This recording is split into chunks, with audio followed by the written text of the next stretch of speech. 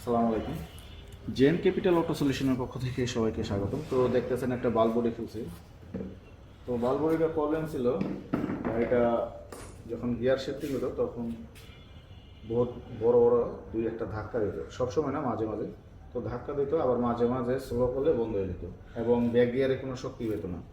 তো এই প্রবলেমটা নিয়ে আমাদের কাছে আসে। তো আমরা গাড়ির বাল্ব বডিটার ভিতরে প্রবলেম পাওয়ার পরে আমরা বাল্ব বডিটা খুলি। খোলার পরে তো কাস্টমার বললো যে গাড়িটা আগে এত সমস্যা ছিল না, তো উনি এক জায়গায় খোলাইছে, বালবড়িটা খুলছিল, খোলার পরে সমস্যাটা আরও অনেক বাইরে গেছে।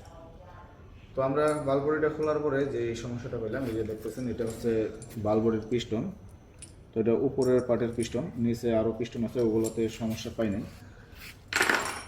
এই যে দেখেন, তো ওনারা যে কাজ করতে যাইয়া এই যে দেখেন, বালবড়ির মাথা, পিস্টনের যে মাথা, এই পিস্টনের মাথাগুলো একদম বাইরে কী করছে যে বলতে পারতেছি না।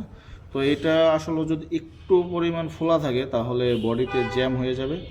জ্যাম হওয়ার কারণে আসলে এটা ঠিক মতন খেলতে পারবে না এবং গিয়ার স্মুথলি আপনার শিফট হবে না। তো এই প্রবলেমটা নিয়ে আমরা কাজ করতেছি।